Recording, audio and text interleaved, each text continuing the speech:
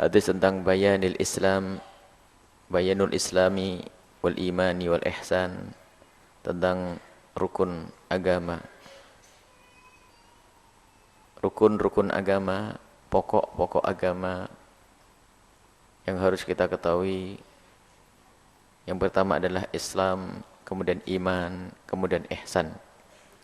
Hadis ini diriwayatkan dari Sayyidina Umar radhiyallahu taala anhu aidan.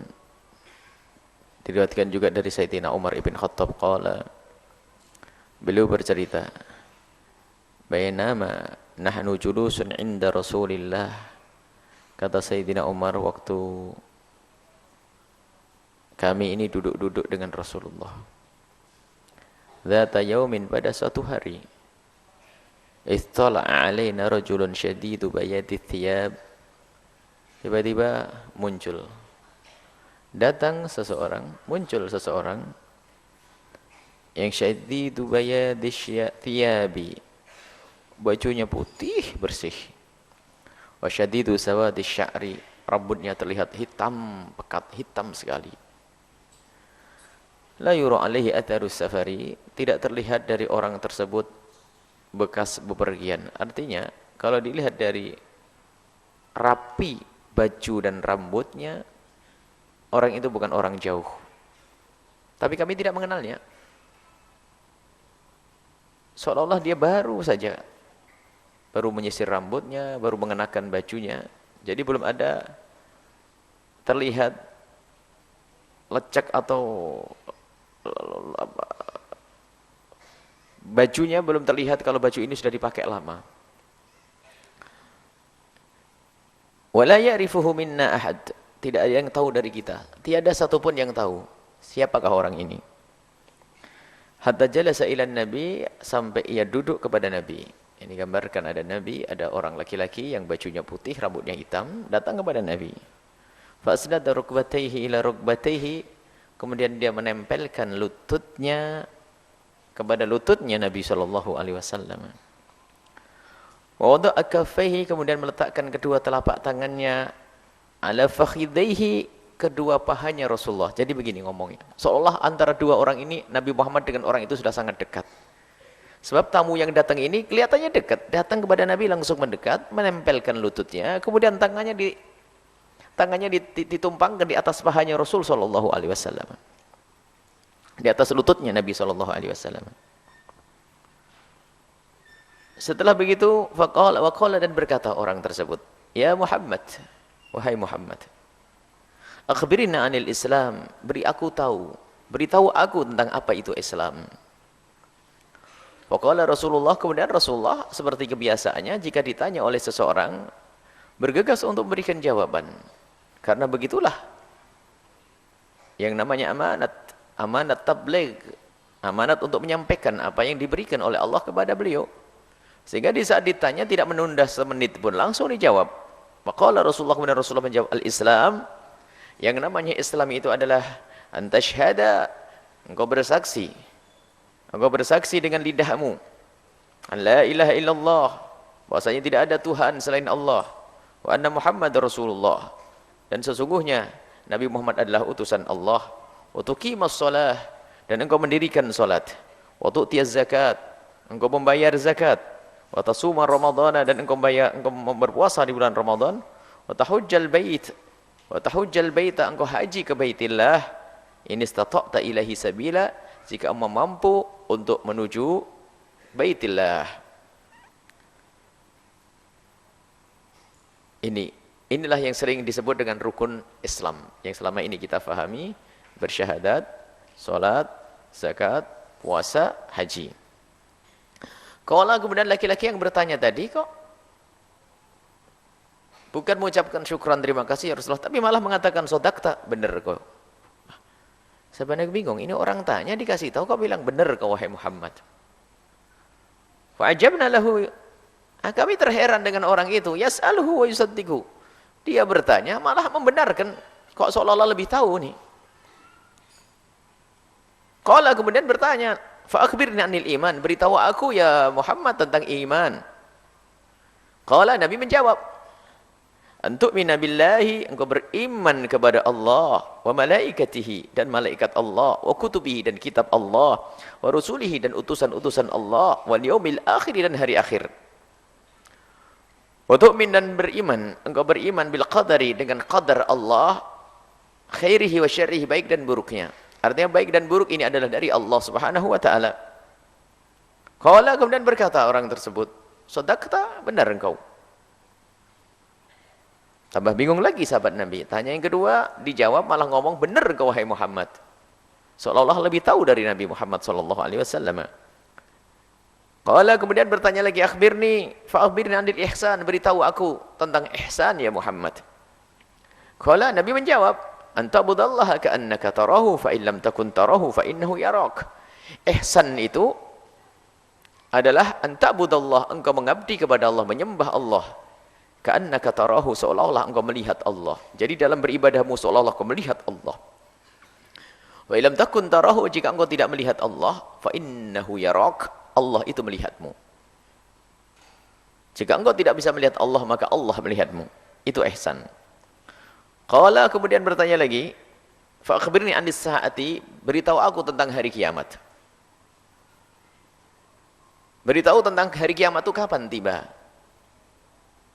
Ini tanyanya dahsyat lagi. Tanyanya tentang kapan hari kiamat tiba. Qala, Nabi menjawab, mas'ulu anha bi'allama minas sa'il. Nabi menjawab, saya itu yang kamu tanya bukan lebih ngerti daripada kamu yang bertanya. Aku tidak lebih tahu darimu tentang hari kiamat. Aku tidak lebih tahu darimu tentang hari kiamat.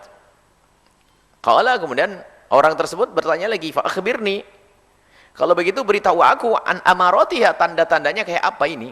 Hari kiamat itu ada tanda-tandanya, ada tanda-tanda kiamat akan tiba. Qala, dijawab oleh Rasulullah, antalidal amatu rabbataha. Jika ada seorang budak melahirkan tuannya. Wa antara, engkau menemukan al-khufat al-urah, orang yang tidak bersepatu, tidak pakai sandal, al-alah, maksudnya fakir, maksudnya orang fakir sampai sendal saja enggak punya. Ri'a asya, pengembala kambing. Kalau sudah kau saksikan pengembala kambing, orang yang dengan kefakirannya itu tiba-tiba yatatawaluna fil bunyan, yatatawaluna fil bunyan, mereka berbangga-banggaan, gede-gedean bangunan rumah, jadi kaya. Itu tandanya hari kiamat. Tuman tolako. Kemudian pergilah orang tersebut yang bertanya kepada Nabi, akhirnya pergi, meninggalkan Nabi SAW. Falabithtu maliyan, kemudian aku diam beberapa saat. Setelah aku diam beberapa, kata Sayyidina Umar bin Khattab, aku diam beberapa saat. Tumakala, kemudian Nabi bertanya, ya Umar, Umar, atadri, apakah kamu tahu, manis sa'il, siapa yang tanya tadi, ayo. Qultu, aku menjawab, Allahu wa rasuluhu a'lam. Allah dan Rasulnya lebih tahu. Maksudnya aku tidak tahu ya Rasulullah, engkau yang lebih tahu. Qala, Rasulullah menjawab, fa innahu Jibril. Itu adalah Jibril, atakum, datang kepadamu, yu'allimukum dinakum, memberikan pendidikan tentang agamamu. Rawahu Muslim, hadis ini diriwayatkan oleh Imam Muslim rahimahullahu taala. Ini adalah hadis Jibril, ini sangat masyhur. Di dalamnya terkandung rukun-rukun agama. Yang pertama adalah rukun Islam, kemudian rukun iman. Rukun Islam bicara tentang Islam, kemudian iman, kemudian ihsan. Ada 3. Kemudian setelah itu ada tambahan tentang hari kiamat. Kalau hari kiamat adalah termasuk bagian, sehingga para ulama tidak menganggap sebagai rukun agama, karena keyakinan tentang hari kiamat masuk di dalam keyakinan tentang yang sebelumnya tadi. Rukun Islam selama ini dihafal. Jadi rukun Islam yang selama ini kita hafal ini pendidikan yang diajarkan oleh malaikat Jibril kepada kita.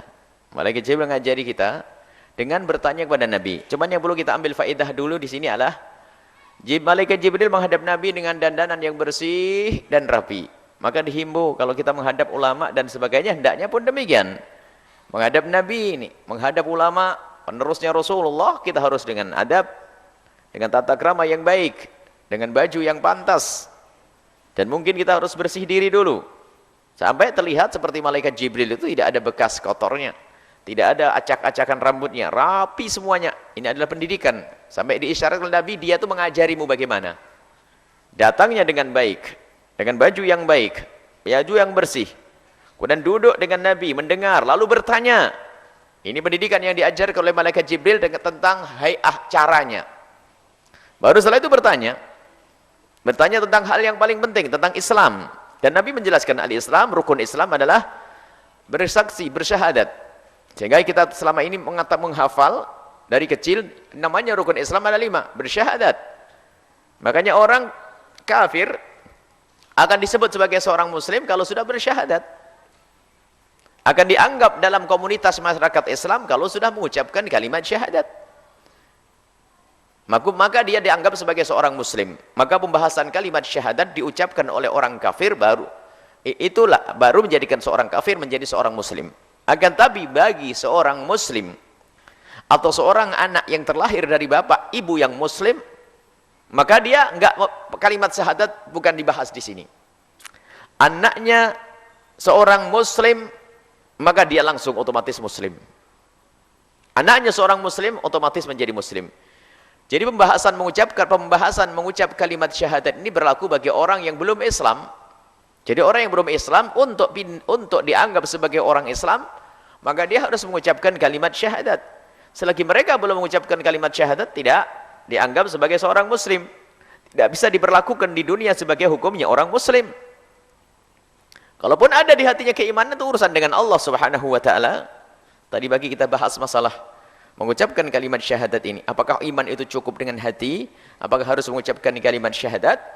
Di situ ulama berbeda pendapat dan menjelaskan bahwasanya sebagian mengatakan bahwasanya yang namanya iman adalah mengucapkan kalimat syahadat adalah syatrun minal iman, bagian daripada iman.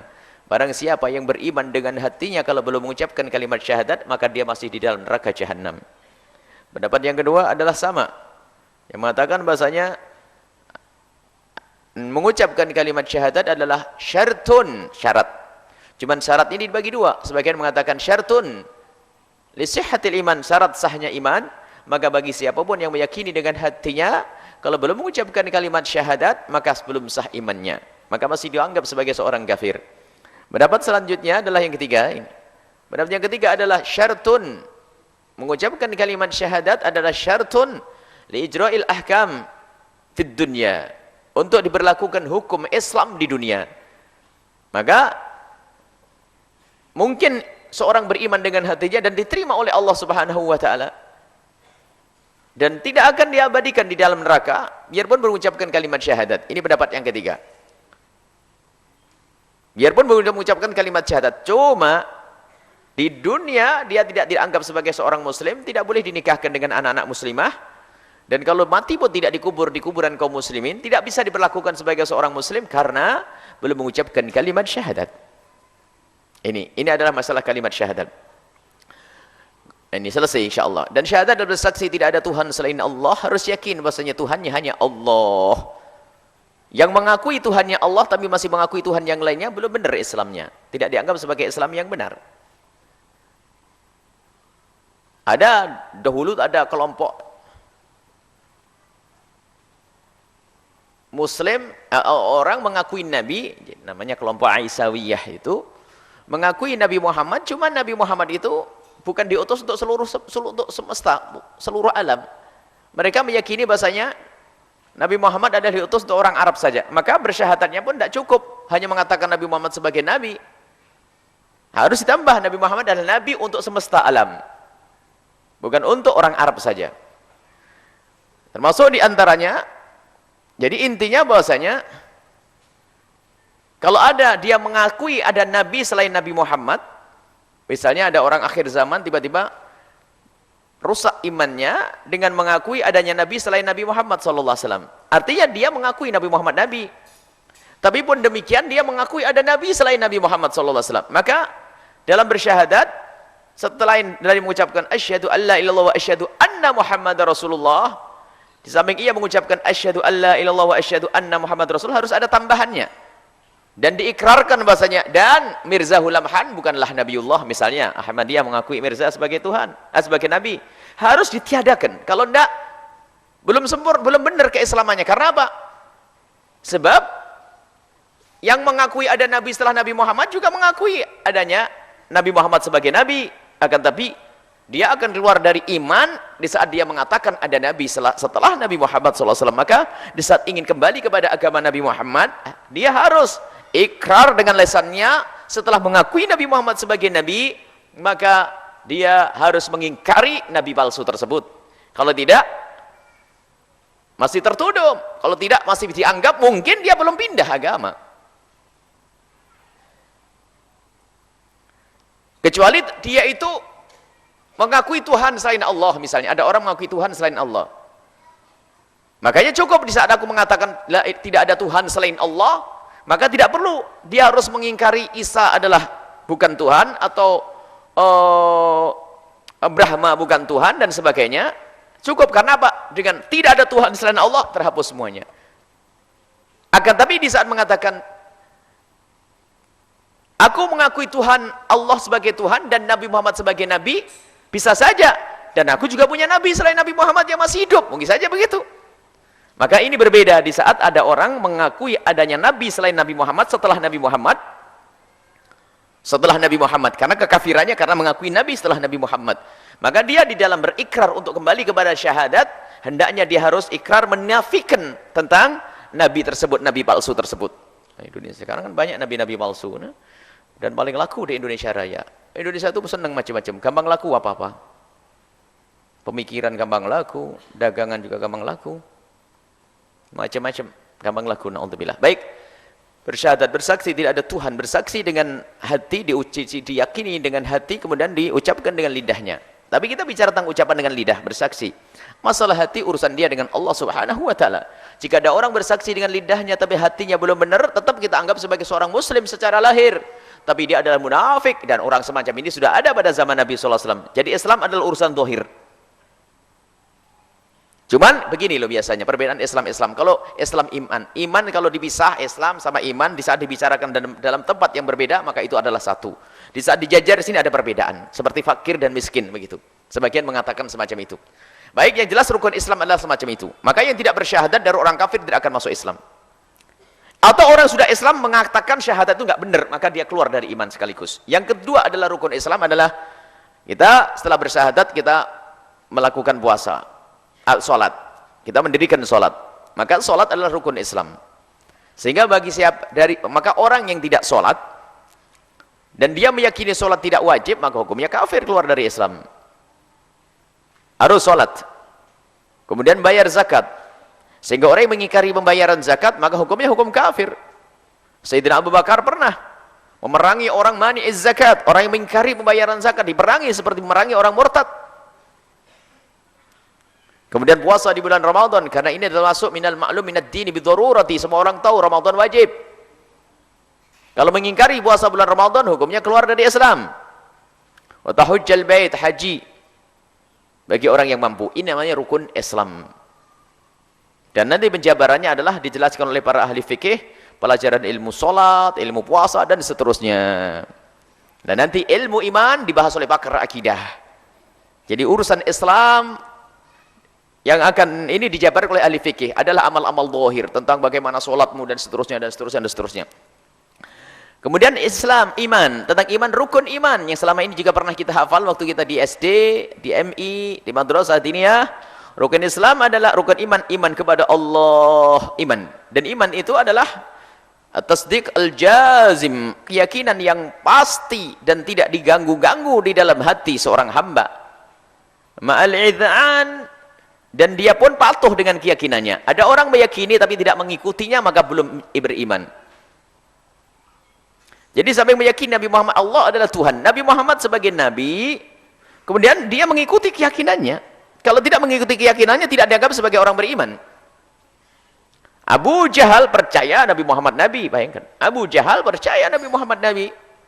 Orang-orang Yahudi menanti-nanti, bahkan Nabi Muhammad dinanti, karena Nabi Muhammad disebut-sebut dalam kitab suci mereka.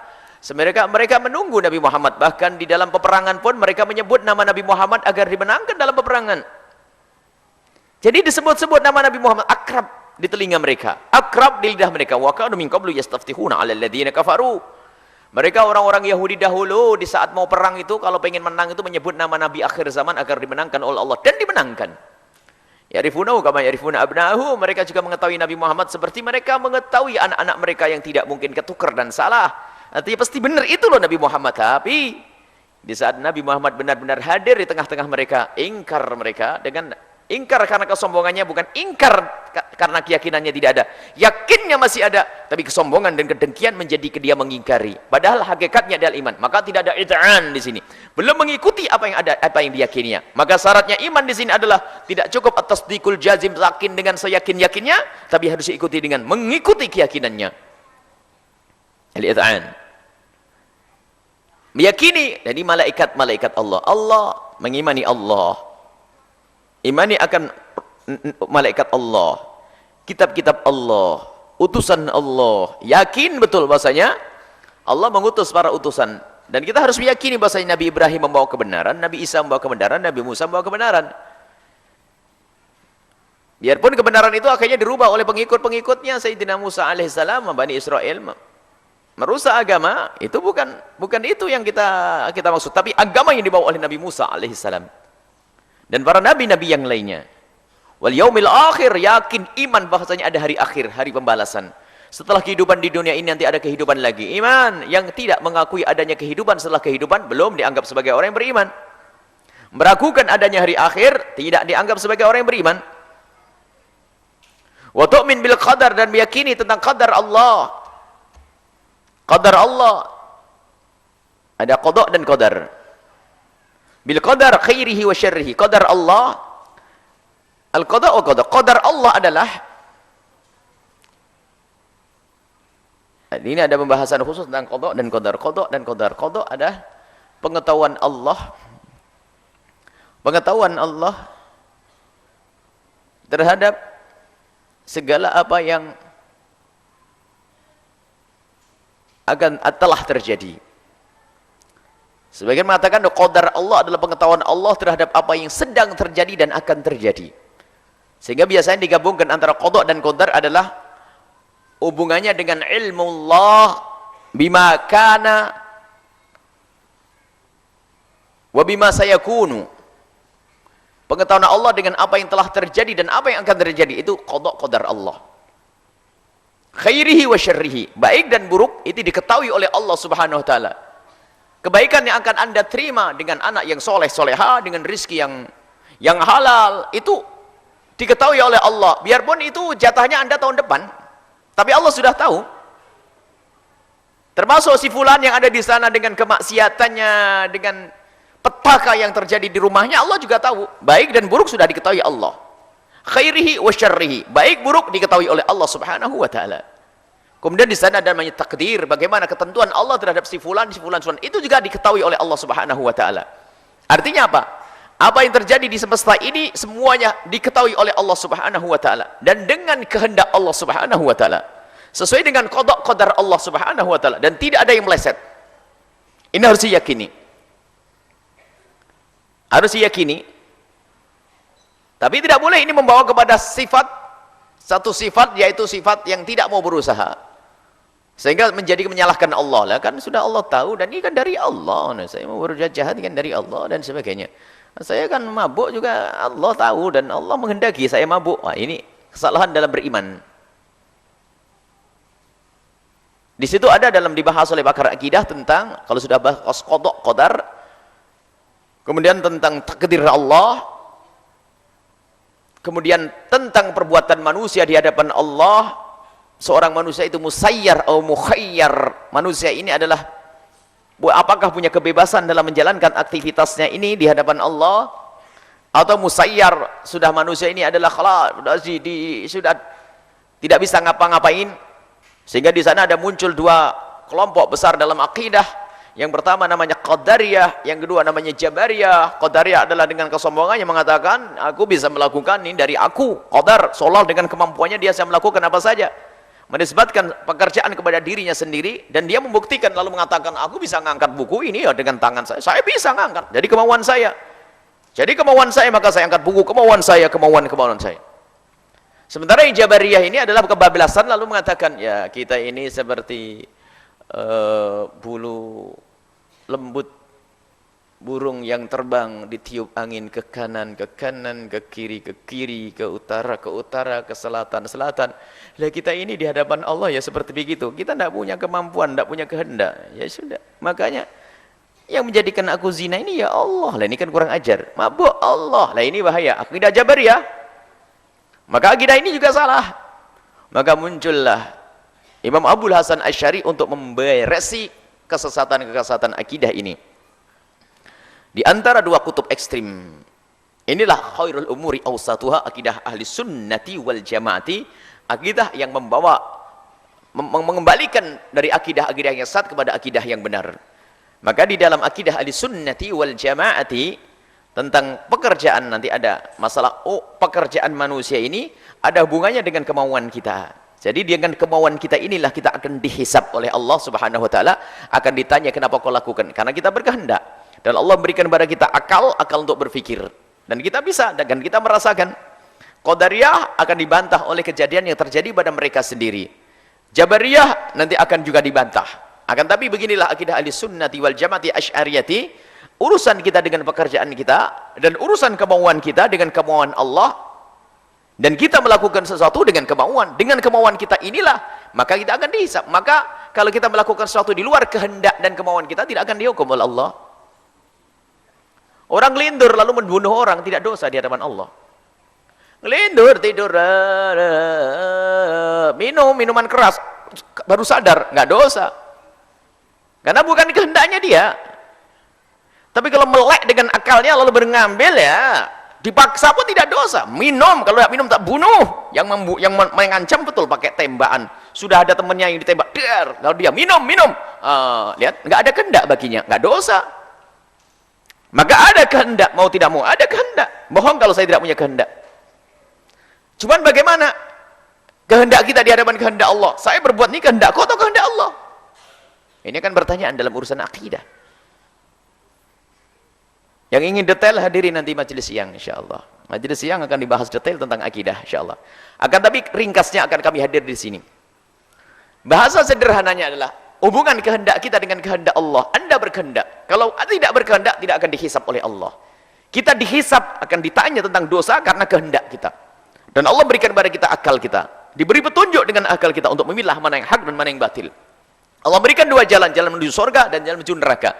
Jika menuju surga itu jalan surga ada pos-posnya. Salat, ibadah, zakat, kemudian sedekah, silaturahmi dan sebagainya. Ini menuju surga. Neraka ada jalannya sendiri, tinggal kau pilih tuh. Mau ke neraka ada pintunya tuh, zina, mabuk, judi, seluruh sana. Dan kita diberi oleh Allah akal. Kemudian diberi oleh Allah kehendak.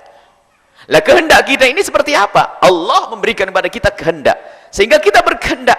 Kehendak untuk melakukan kemungkaran, kehendak untuk melakukan kebaikan. Lah inilah yang sering disebut dalam akidah ahli sunnati wal jamaati dengan istilah teori al-kasb. Kasbnya seorang hamba, kasb apapun bentuknya, apa yang aku lakukan, aku bertanggung jawab karena aku menghendaki. Tidak bisa begini, saya menghendaki ini, saya menghendaki. Cuman bagaimana kehendakku ini?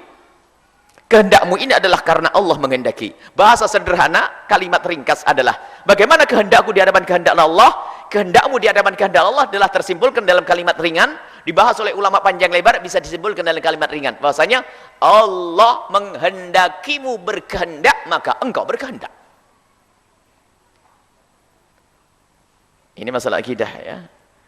Jika Allah tidak menghendakimu berkehendak, nggak bisa berkehendak. Wong ini sate itu enak menurut semua orang. Lah kok ditawarin nggak mau, padahal kemarin seneng sate. Cuman karena Allah tidak menghendaki dia berkehendak, katanya pahit, ya, kena demam, kena. Cuy. Karena Allah tidak menghendakinya berkehendak, maka dia pun tidak berkehendak. Suruh makan, nggak mau. Makan, nggak mau. Ente kemarin seneng sama sate, nggak mau loh. Kok bisa, kok aneh? Karena Allah tidak menghendakinya berkehendak, maka dia pun tidak berkehendak. Sehingga kita berkehendak secara hakiki. Berkehendak saya berkehendak. Saya punya murad iradah, saya punya kemauan.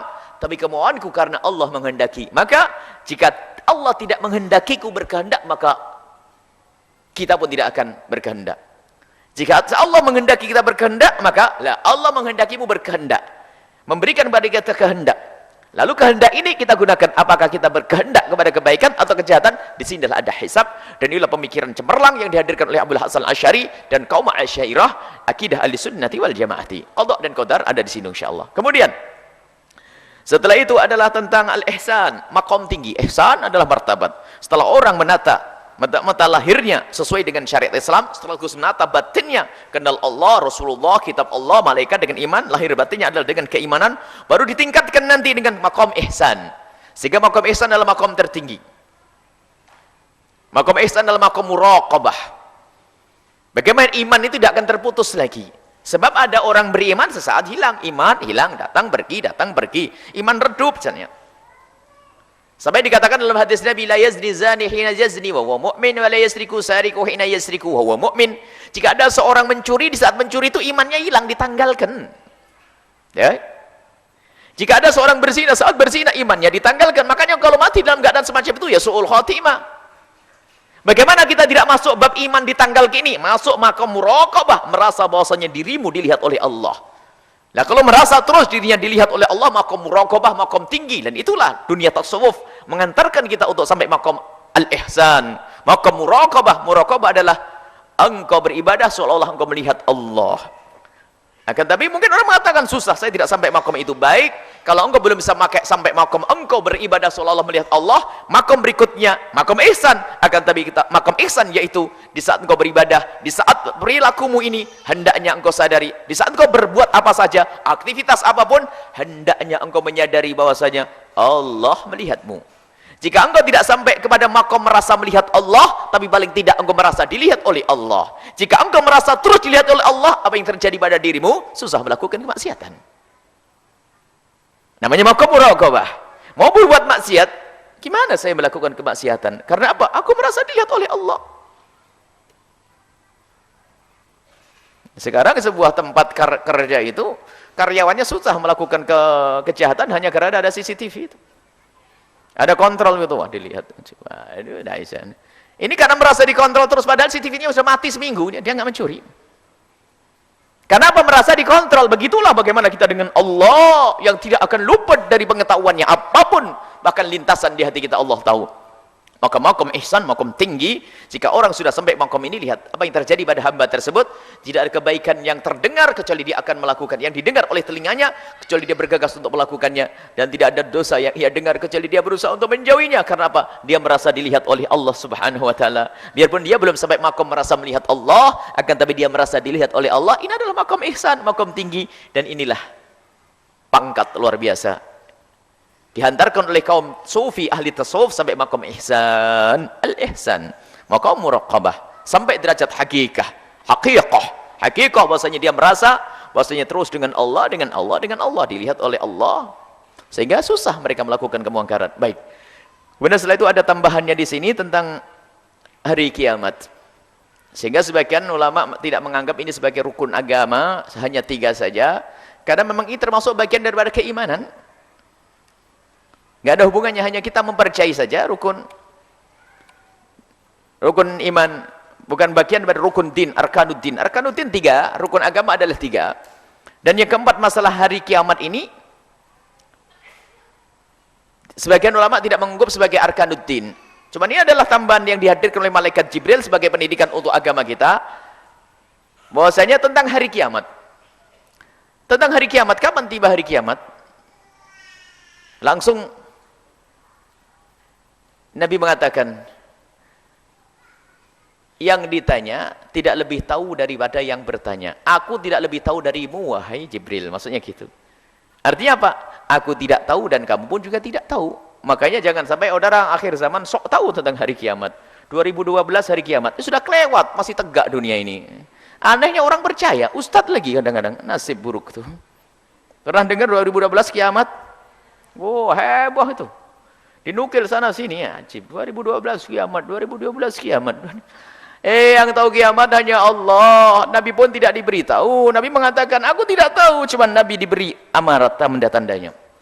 Makanya tidak diperkenankan, tidak ada yang tahu tentang hari kiamat, dan tidak boleh ada orang yang sok menghitung-hitung tentang datangnya hari kiamat, tidak. Karena sudah dikatakan disembunyikan oleh Allah, tidak tahu kapan waktunya. Sudah, kalau datang waktunya akan tiba. Nggak usah ditunggu-tunggu, sekarang mikirlah ibadahmu. Agar nanti di hari kiamat itu kamu termasuk golongan selamat. Bukan golongan yang kena fitnah Dajjal, bukan. Sudahlah, kau pikir sekarang ibadah dekat kepada Allah, jangan setiap hari mikir hari kiamat. Dihitung-hitung hari kiamat. Kiamat, kiamat, kiamat. Hari kiamat tidak butuh dengan hitungan komputermu, tapi hari kiamat itu perlu dengan amal solehmu. Perlu ketaatanmu kepada Allah, perlu tobatmu, bukan ngitung-ngitung hari kiamat. Sama kasus Imam Mahdi alaihissalam. Ada orang setiap hari sibuk, saya mencari Imam Mahdi. Kemana keliling dunia? Imam Mahdi tidak begitu cara mencarinya. Cara mencarinya kau dekat kepada Allah, membela Rasulullah. Nanti kalau Imam Mahdi datang, kau jadi pasukannya. Nah kalau kerjaannya keliling mencari Imam Mahdi, nggak pernah sholat, nggak pernah ibadah, giliran Imam Mahdi datang jadi musuh Imam Mahdi nanti.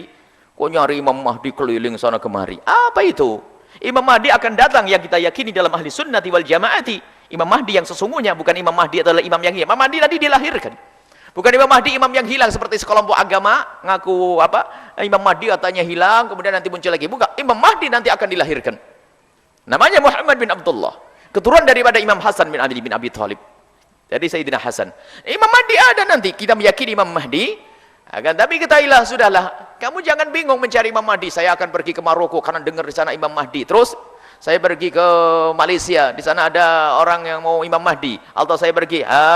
Ente ini pusing.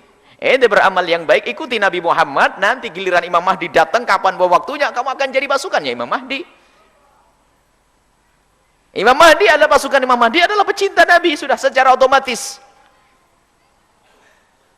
Tapi kalau ternyata hanya keliling mencari Imam Mahdi, nggak sholat, keluarganya ditelantarkan, terus nggak benar, wah, giliran Imam Mahdi keluar, tatanya dari pasukannya Dajjal, laknatullah alaih. Baik, hari kiamat ada tanda-tandanya. Tidak tahu, jadi tidak tahu. Nabi Muhammad tidak tahu, Jibril pun tidak memberitahu juga, karena sama-sama tidak tahu, karena memang disembunyikan oleh Allah Subhanahu Wa Taala. Dan hari kiamat tidak akan tiba kecuali sudah ada tanda-tandanya. Tanda-tanda hari kiamat akan dihadirkan, termasuk tanda yang paling serem nanti, dan di saat itu tobat tidak diterima lagi. Tanda kiamat yang paling dahsyat, mengerikan, dan saat itu tobat tidak diterima lagi adalah di saat matahari terbit dari barat. Orang pada ketakutan semuanya, sehingga orang pada menangis, astagfirullahaladzim, ampuni kami ya Allah. Semua yang berdosa mengadu kepada Allah, tapi matahari sudah terbit dari barat, tidak akan diterima tobatmu. Maka dari itu, mumpung matahari masih terbit dari timur, ayo sering memohon ampun kepada Allah. Jangan nunggu matahari terbit dari barat. Bayangkan, matahari terbit dari gemeteran, kita semua takut. Karena unik, aneh, matahari terbit dari barat. Dan hakikat matahari terbit dari barat itu loh. Matahari akan terbit dari barat. Bukan difahami oleh sebagian orang yang sok ngakal-ngakalkan sabda Nabi. Matahari terbit dari barat itu maknanya apa? Ilmu pengetahuan adanya di barat. Ini. Jadi Amerika dahsyat dengan tanda-tanda hari kiamat ini. Bukan itu. Matahari benar terbit dari barat nanti. Di saat seperti itu, tobat tidak akan diterima lagi oleh Allah. Maka ketahuilah, Allah akan menerima tobat seorang hamba. Yang pertama adalah malam yughargir, selagi nyawa belum sampai tenggorokan. Kalau sudah yughargir, nyawa di tenggorokan, maka tidak diterima lagi tobatnya oleh Allah. Yang kedua adalah jika matahari terbit dari barat, maka saat itu tobat tidak diterima oleh Allah Subhanahu wa taala. Baik kiamat disembunyikan oleh Allah, akan tapi kiamat akan tiba. Dan kiamat dahsyat, kiamat mengerikan, hancur semesta ini semuanya. Hancur semesta. Tidak usah khawatir. Asal kau dengan keimanan. Dahsyatnya hari kiamat, bencana yang ada, yang terjadi di semesta ini nanti tidak akan disaksikan oleh ahli iman. Ketahuilah nanti Allah akan mengirim angin sejuk, akan masuk ke rumah-rumah ahli iman. Sebelum Allah menghancurkan semesta dan jagat raya ini, ahli iman sudah mati terlebih dahulu. Jadi anda tidak akan melihat kedahsyatan nanti. Makanya menjadi ahli iman, jangan mikir, ngitung-ngitung. Anda iman, anda dekat kepada Allah, anda dekat dengan Rasulullah, nanti anda akan ada ditiupkan angin surga, angin sejuk, tiba-tiba ahli iman selesai kisahnya. Tidak akan menemukan dahsyatnya ini semuanya. Maka yang perlu kita kokohkan saat ini adalah keimanan kita, kedekatan kepada Allah Subhanahu wa taala. Jangan mikir kapan tibanya, sudahlah, siapkan dirimu dengan ibadah, dengan cinta kepada Nabi sallallahu alaihi wasallam. Seperti seorang Arabi, seorang pegunungan yang punya persiapan cinta kepada Nabi, dijamin oleh Nabi, anta ma'aman ahbabta, engkau bersama orang yang kau cintai. Nanti akan bersama rombongan Nabi Muhammad. Dimulai dengan rombongan Imam Mahdi. Baik. Tanda-tanda hari kiamat ada. Tanda-tanda hari kiamat itu maksudnya ya agar kita tidak tahu, ada tanda hari kiamat. Lalu kapan tibanya hari kiamat? Jangan tanya lagi, sudah ada tandanya. Di antaranya apa di sini? Anta tidak amatu rabbataha. Antalidal amatu rabbataha, jika ada seorang budak melahirkan tuannya. Apa yang dimaksud seorang budak melahirkan tuannya? Seorang budak melahirkan tuannya, ini ada beberapa penafsiran. Di antaranya seorang budak melahirkan tuannya adalah kemenangan kaum muslimin. Kemenangan kaum muslimin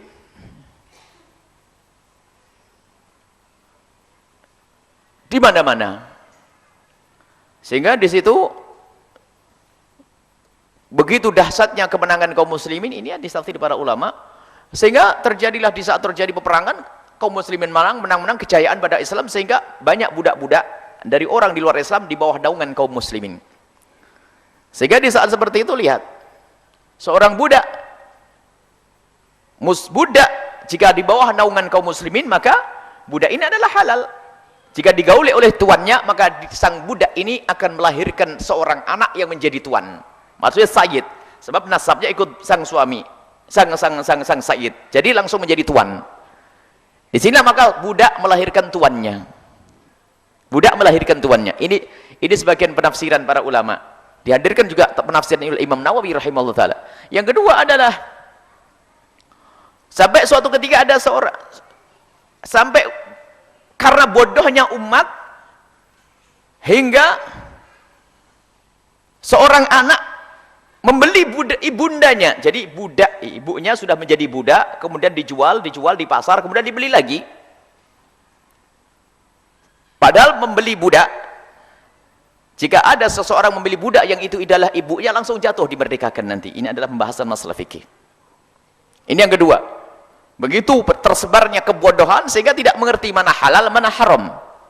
Tapi ini pendapat yang ketiga yang paling masyhur dihadirkan para ulama. Lihat, kalau pengen tahu tanda-tanda kiamat adalah jika ada seorang ibu melahirkan tuannya. Akhirnya apa? Banyaknya manusia yang durhaka kepada ibundanya sampai menjadikan ibundanya seperti budak.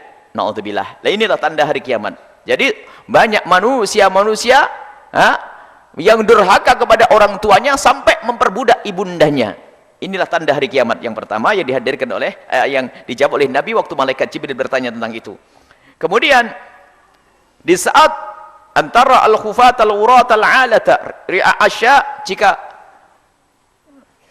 jika orang-orang yang katanya dulu fakir, hidupnya di desa-desa yang hanya mengembala kambing, ternyata perkembangan ekonominya semakin dahsyat sampai dia membuat bangunan megah.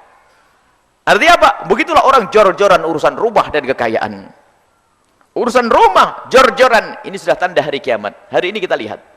Gede-gedean rumah, tinggi-tinggian rumah. Ya tatawaluna fil bunyan. Ini adalah tanda-tanda hari kiamat. Kemudian tanda hari kiamat nanti ada dibahas oleh pakar kita seperti keluarnya turunnya Sayyidina Isa alaihissalam, kemudian dabatul arad, kemudian Ya'juj wa Ma'juj, kemudian matahari terbit dari barat. Masih banyak nanti yang pernah kita bahas juga tanda-tanda hari kiamat dulu di stasiun radio tentang tanda-tanda hari kiamat, termasuk yang wajib kita imani. Wajib kita imani tanda-tanda hari kiamat yang disebutkan dalam Al-Qur'an, kayak kisah Ya'juj wa Ma'juj. Kemudian dabatul ard. Jadi ada dabatul ard, nanti ada makhluk yang ada di bumi, makhluk Allah yang Allah, ada makhluk Allah yang unik, aneh. Di saat itu muncul, maka itu tanda-tanda hari kiamat.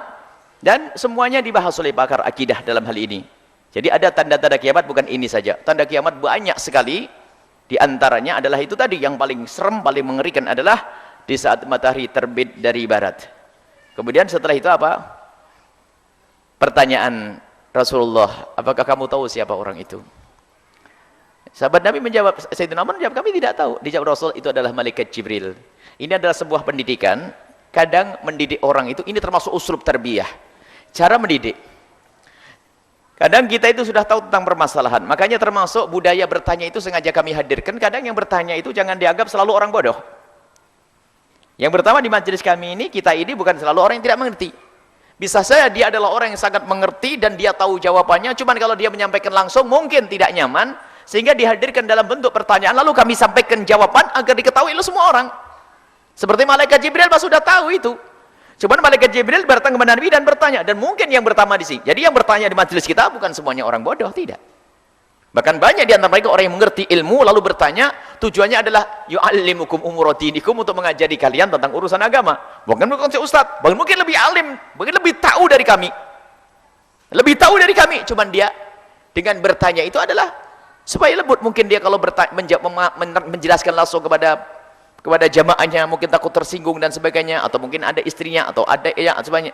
Tapi mereka dengan bahasa bertanya, maka dengan bahasa bertanya manfaatnya lebih umum. Dari orang yang bersangkutan pun bakal mendapatkan faedah, dan orang lain yang mungkin punya masalah sama pun bisa mendapatkan faedah. Ini adalah termasuk uslub, cara bagaimana kita menyampaikan kebenaran. Kadang tidak harus kita itu menyampaikan kebenaran dengan bahasa seorang guru, bahkan kadang menyampaikan kebenaran dengan bahasa seorang murid seperti malaikat Jibril. Malaikat Jibril memberikan ilmu dari Allah kepada Rasulullah, tapi dalam saat ini malaikat Jibril seolah-olah bertanya kepada Rasulullah sallallahu alaihi wasallam, wallahu a'lam bissawab.